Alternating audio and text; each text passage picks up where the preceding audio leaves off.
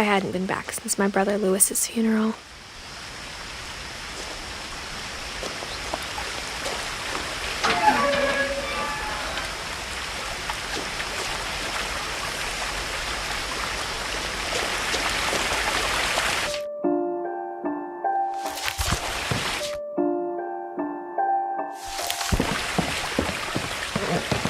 In her will, my mother left me a key, but didn't tell me what it unlocked.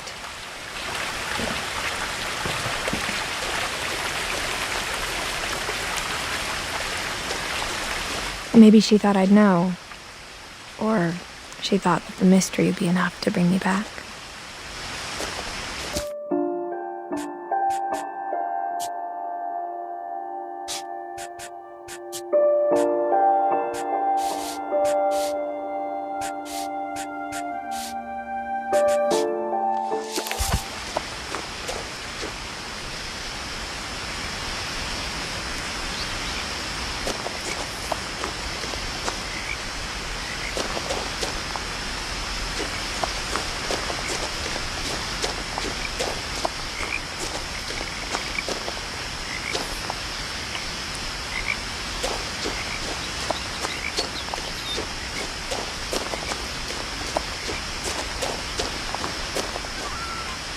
No one had driven this way in a long time, but I saw a few hoof prints.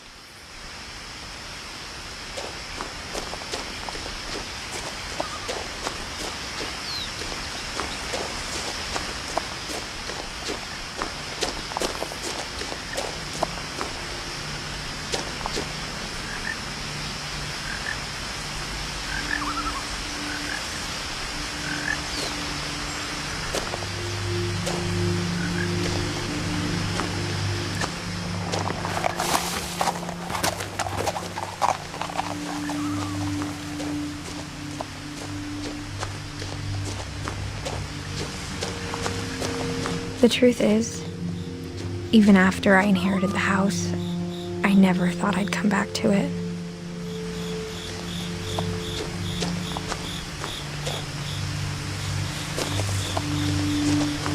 But now I had questions about my family that only the house knew the answers to.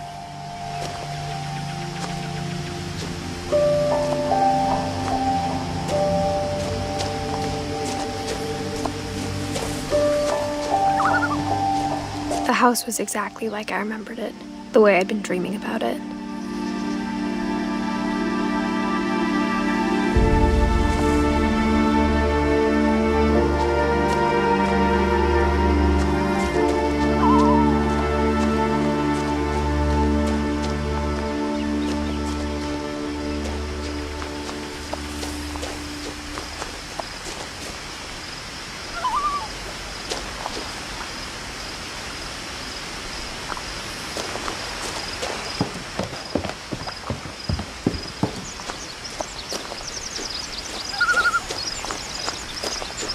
As a child, the house made me uncomfortable in a way I couldn't put into words.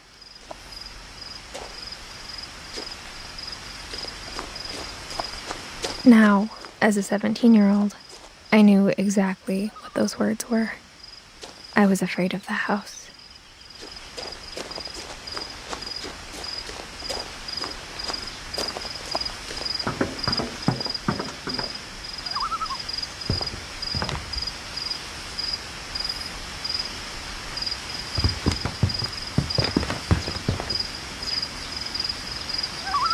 I hoped the key might unlock the front door. It didn't. Looking in, I felt like the house itself had been waiting for me.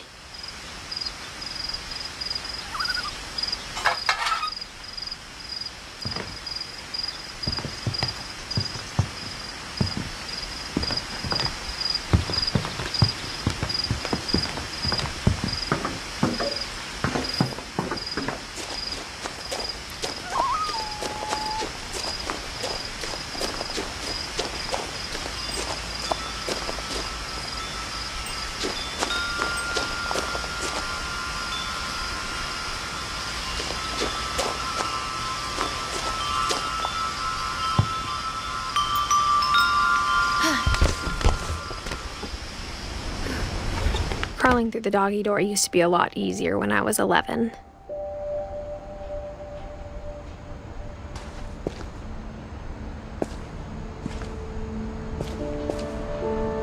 The power had been turned off the night we left.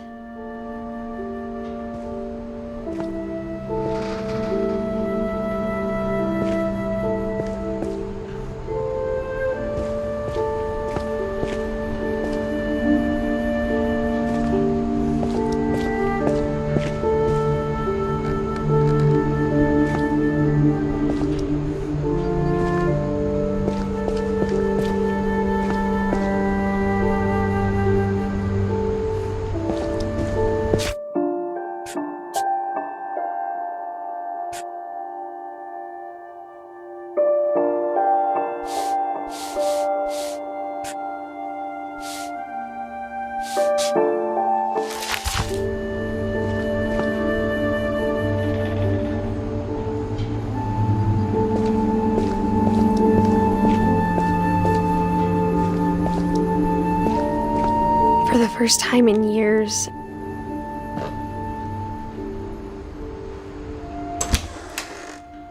I felt like I was home.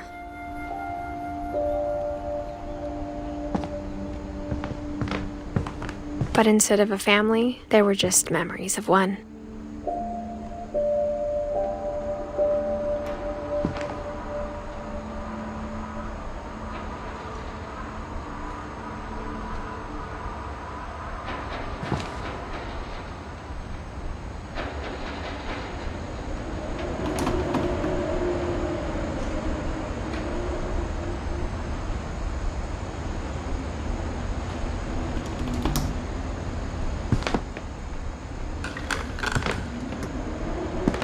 Like how after Louis started working at the cannery, we all got sick of eating salmon.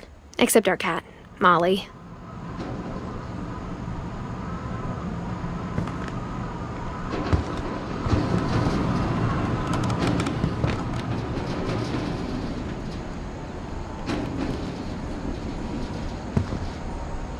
Or how only one restaurant would deliver to our house, so we had Chinese a lot.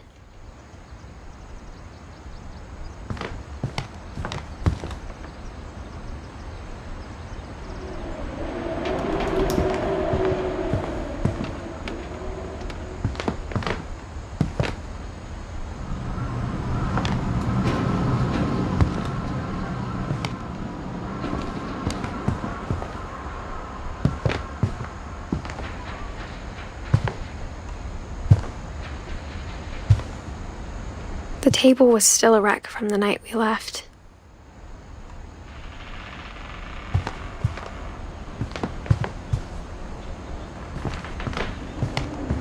It was like a bomb had gone off, killing everyone but sparing the furniture. My mom was the only one of us who could imagine Great-Grandma Edie living in a nursing home.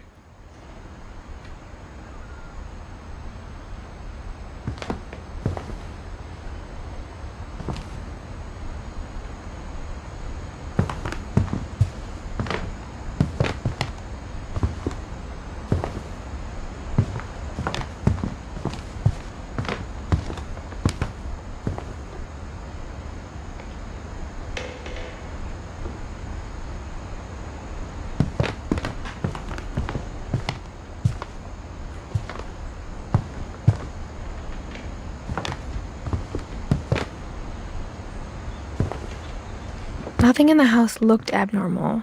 There was just too much of it, like a smile with too many teeth. Even the fireplace had a story. Edie told me the bricks came from the original house, after it sank.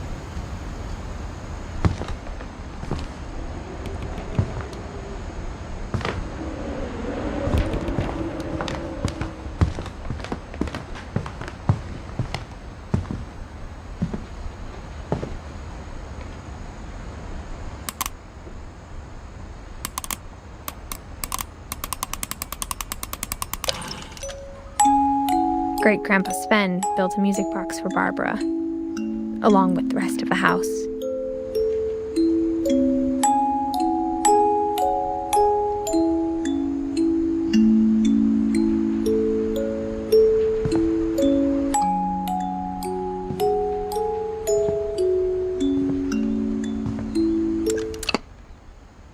Mom always told me to stay out of the basement, so I wasn't too surprised when the key didn't fit.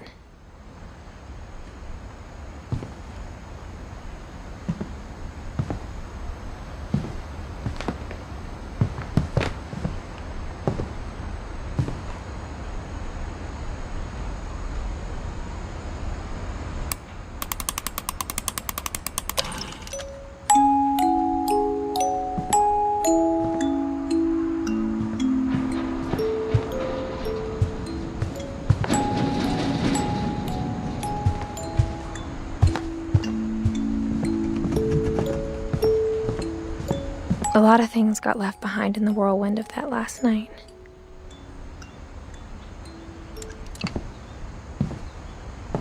My mom wasn't much of an optimist, but she never stopped believing that my brother Milton was alive.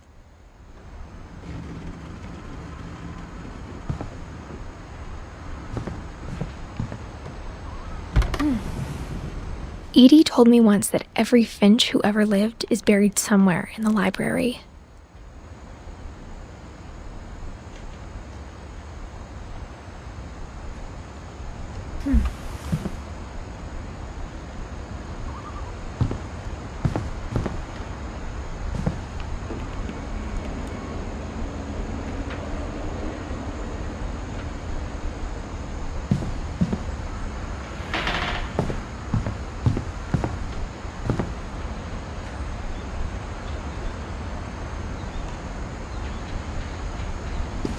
After Milton disappeared, Mom sealed up all the bedrooms.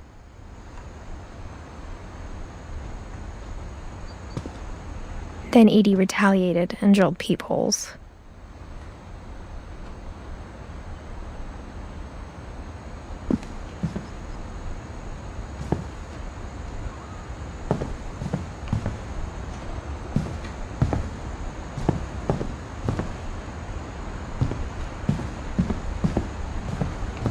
I spent a lot of time playing in Great Uncle Walter's room. I think my mom sometimes regretted not sealing it up.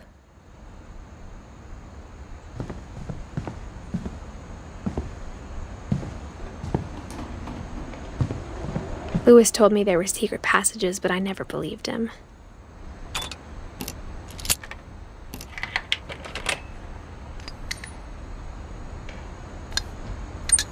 Turns out, my mom was really good at keeping secrets.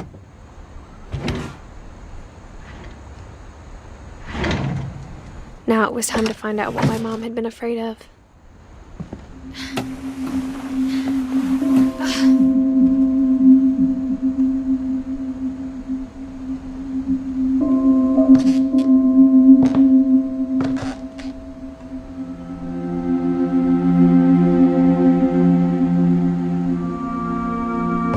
From the paintings on the wall, it was clear my brother Milton had been here before me.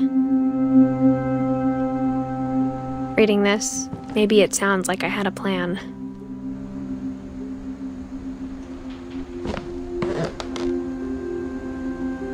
But I had no idea what was behind that door.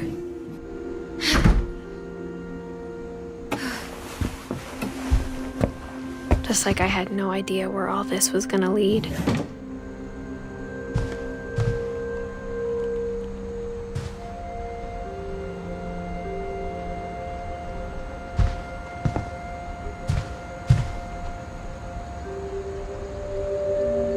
I grew up looking at Molly's room through the peephole.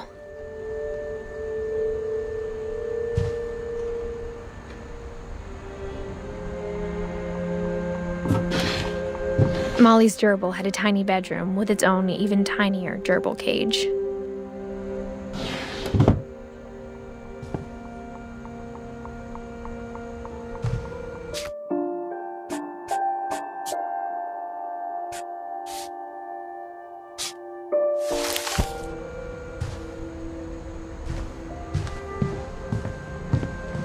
Being inside for the first time, I felt like I'd stepped behind a painting.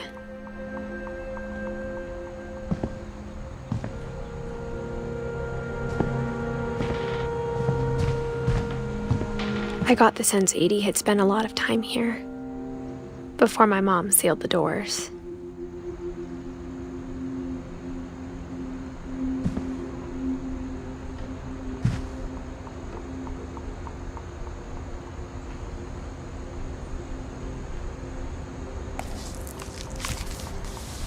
December 13th, 1947. Dear Diary, I'll be gone soon, but I wanted to tell somebody about what's gonna happen. It started when Mom sent me to bed without dinner. I woke up and I was starving, so I looked around for something to eat.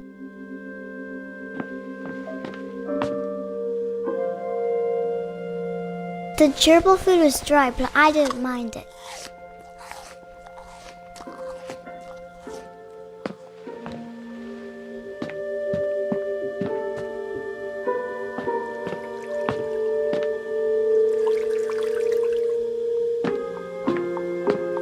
I thought about eating Christopher, but I held back.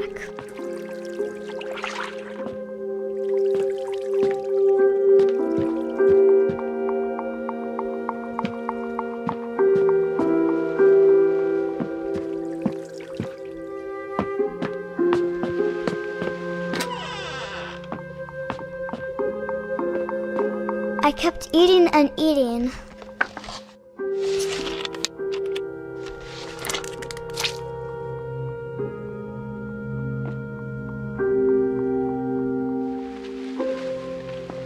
I ate a lot of things that night.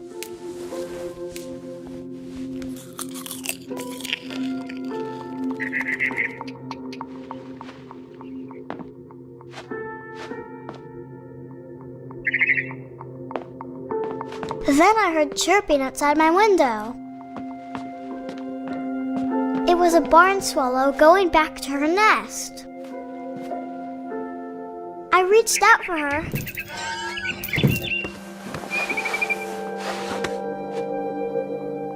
And suddenly, I was a cat.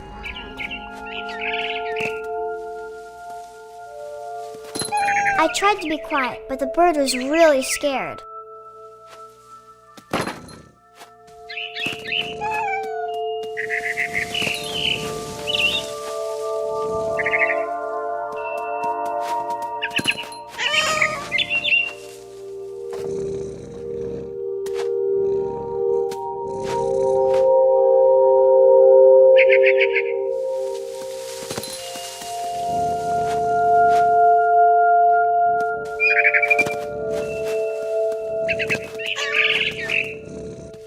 I jumped and I almost got her.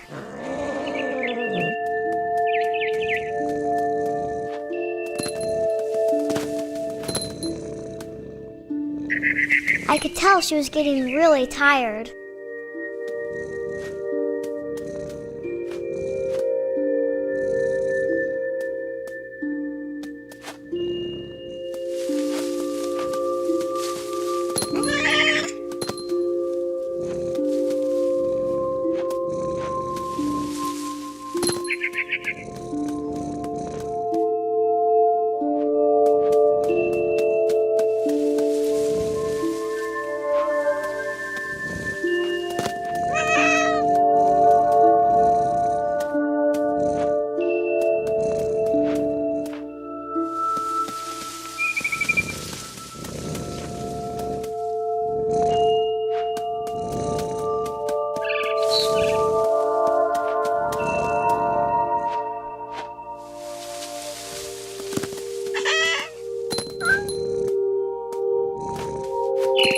Now I was up in the big tree. I promised Dad I wouldn't climb it anymore. All I cared about was eating that mama bird. I gobbled her up. And suddenly, I was an owl. First, all I heard was the wind. Then I heard little teeth nibbling in the grass.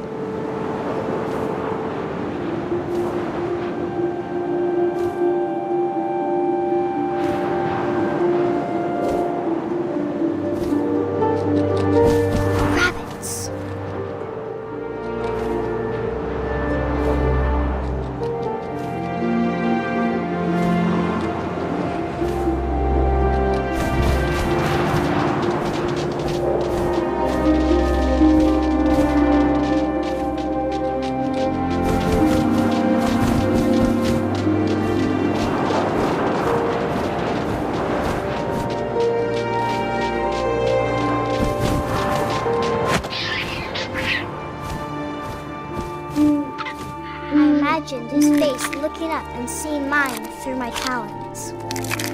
I swallowed him up, and I didn't chew one bit. Then I flew off to find something bigger.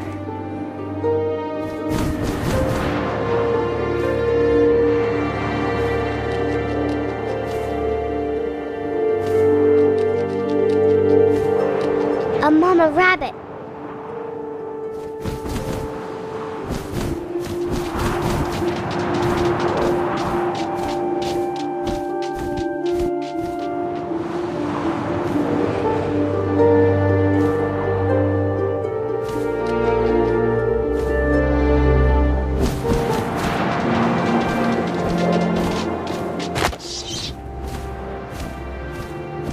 She was almost too big to carry. I started choking, but I couldn't stop eating. And suddenly, I was a shark.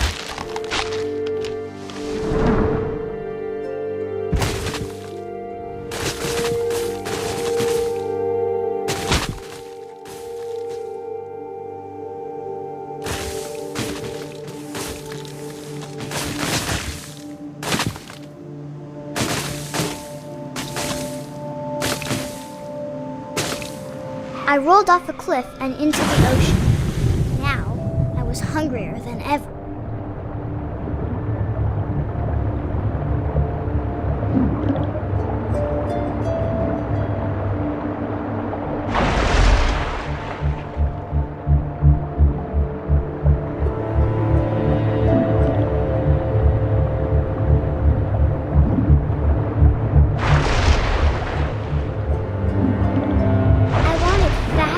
Juicy seals.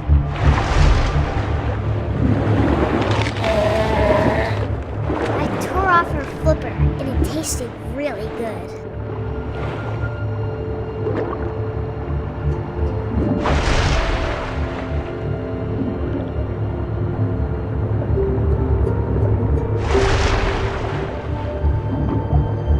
I grabbed on tight, but I was so hungry.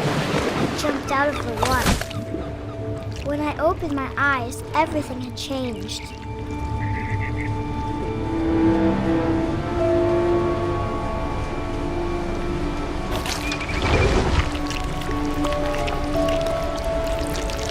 Now I was a monster, and I smelled people everywhere.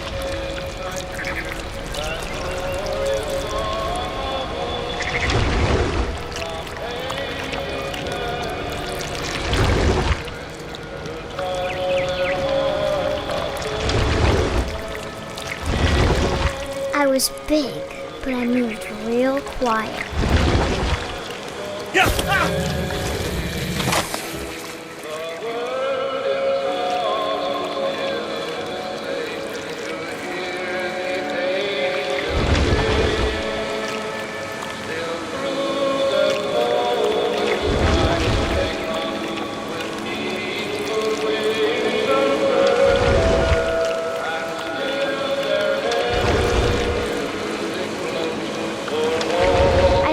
Stop, but also I didn't.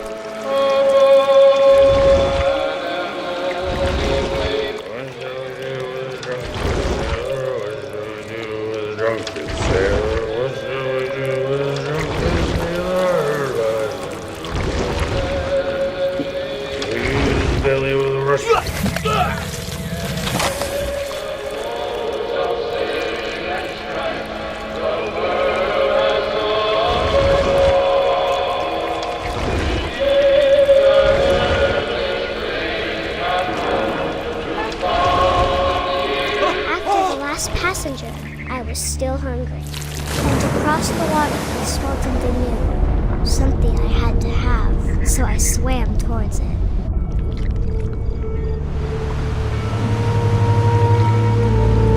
I slithered onto the sand, and the good smell went into an old pipe.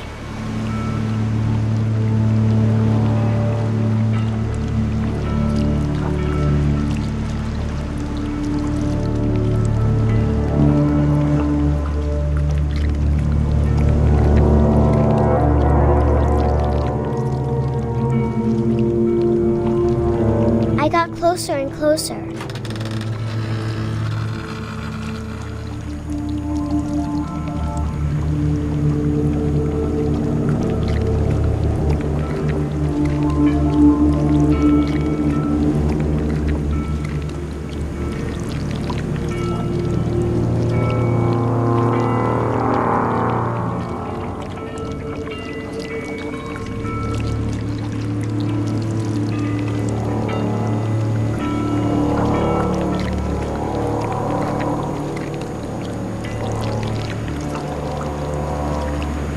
all my stomach started growling. And suddenly, I was me again. I held my breath for a long time, but I couldn't hear anything. I think it's waiting for me to fall asleep, but it's not going to wait much longer. It needs to feed, and we both know I will be delicious.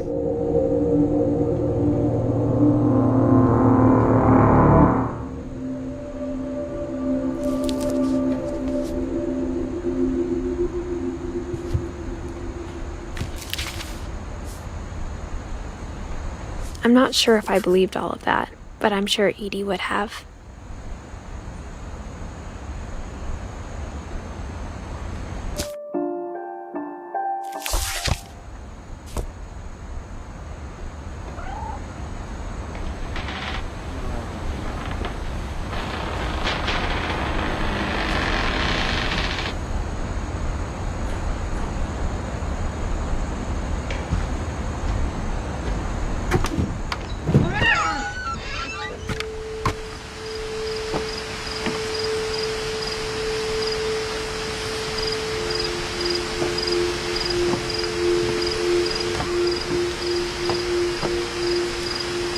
This will be obvious later, but my mom never told me any of these stories. Edie would have, but Mom didn't like bringing up the past. Though, when we adopted a stray kitten, she was the one who named it Molly.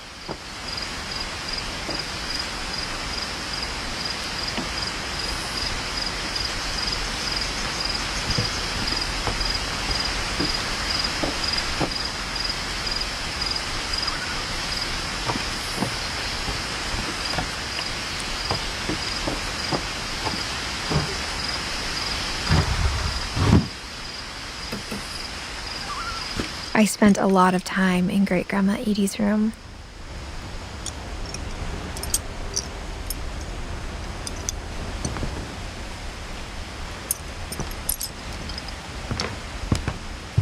We got along, and it was a good place to hide from my mom.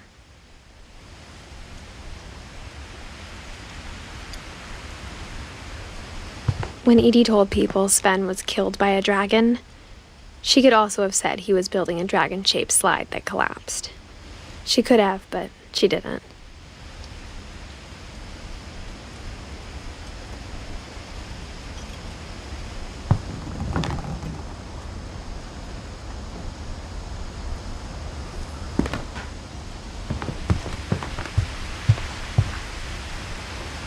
Louis died a week before we left, but Edie had already started to memorialize him. Edie knit me a new pair of gloves every year, just in time to replace the old ones.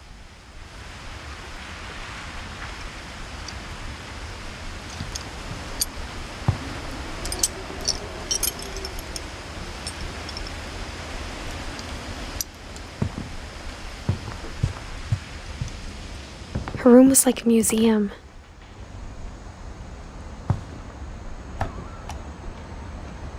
For 500 years, the Finches have been famous throughout Norway for their fortune and misfortune.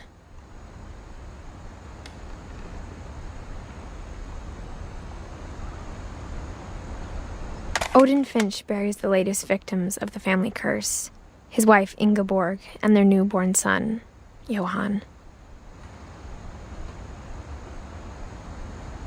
On January 7th, 1937, he set sail with his family and his house, hoping to leave the curse behind. But 40-foot waves off the coast of Washington send the house and Odin to the bottom of the sea. Odin's daughter Edie, with husband Sven and baby Molly, step ashore on their new home, Orcas Island. Odin Finch is the first to be buried in the new family cemetery. His daughter Edie is already dreaming of a new Finch house.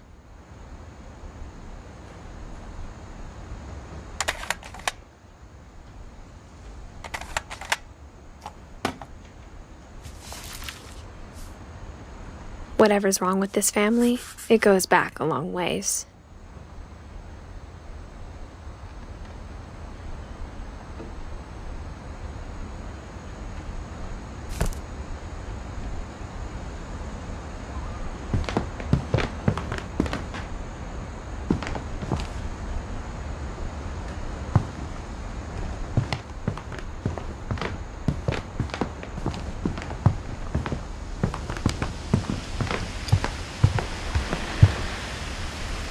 Edie gave a big interview about a mole man living under the Finch house. My mom was furious.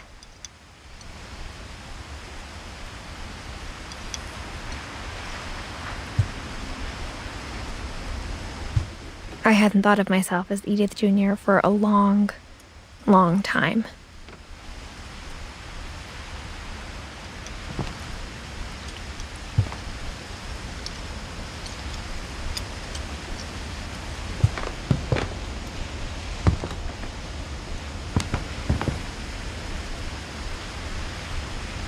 One summer, they evacuated the island, but Edie refused to go. For a few weeks, she was a celebrity.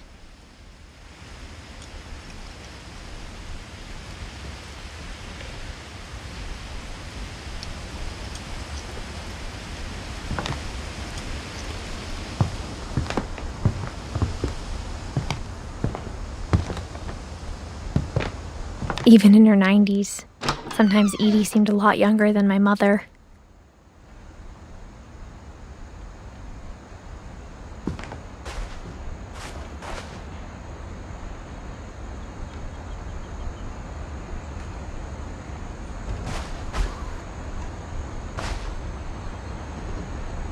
The only trace Grandpa Sam's first wife, Kay, left on the house was the pink bathroom. It was a pretty big trace.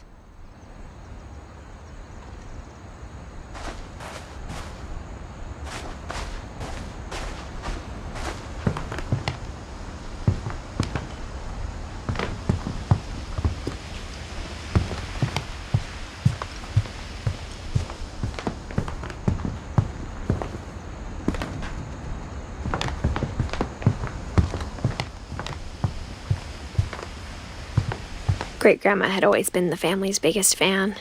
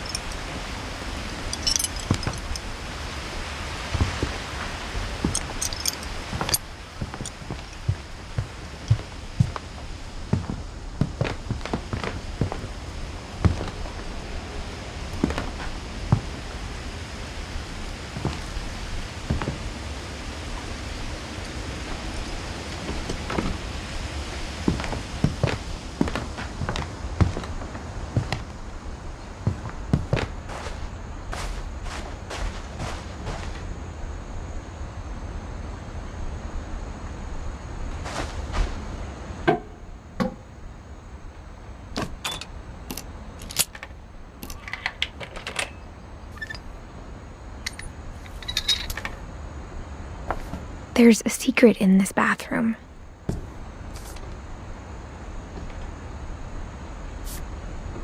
It's in the last place you would look. It isn't in the cupboard.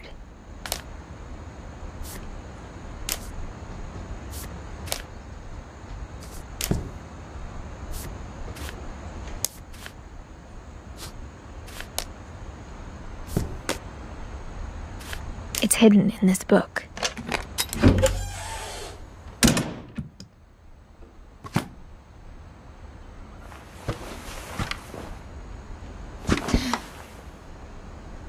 Sven gave Sam an old camera he'd refurbished.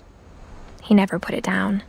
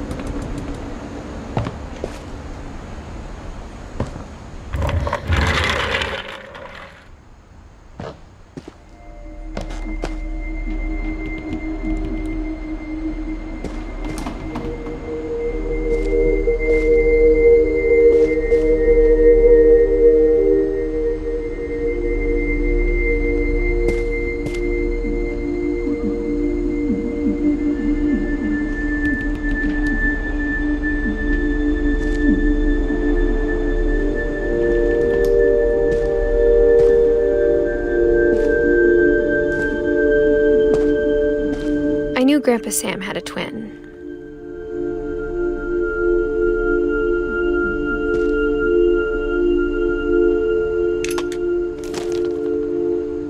And that he never talked about him.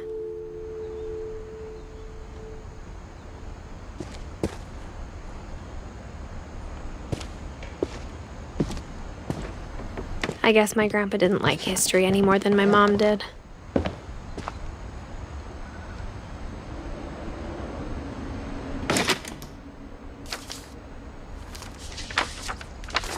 How I Want to Remember My Brother by Sam Finch. The thing I remember is that when he made up his mind, that was it.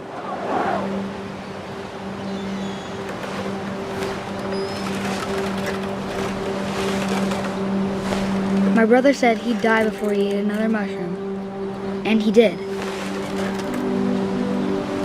At Barbara's funeral, we swore we'd never be afraid again, and he wasn't. I think Calvin always wanted to fly.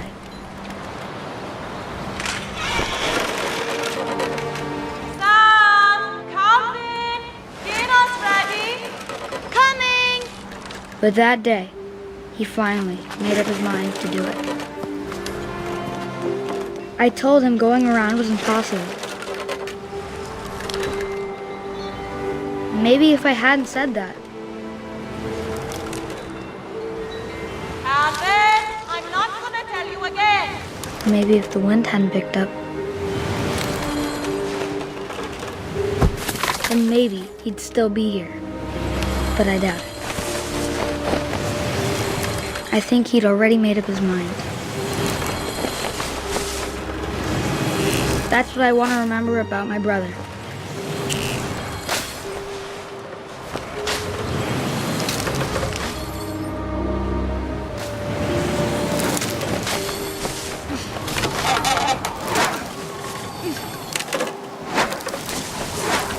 The day he made up his mind to fly. And he did.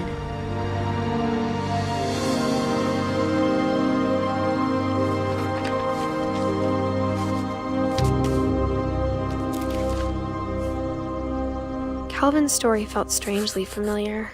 When I was younger, I remember trying to do the exact same thing.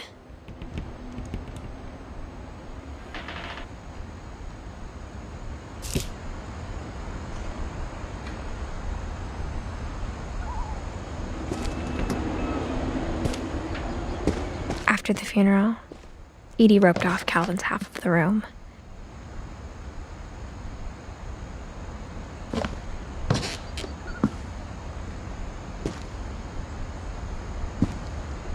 Mom said Grandpa Sam enlisted at 18 and never set foot in the room again.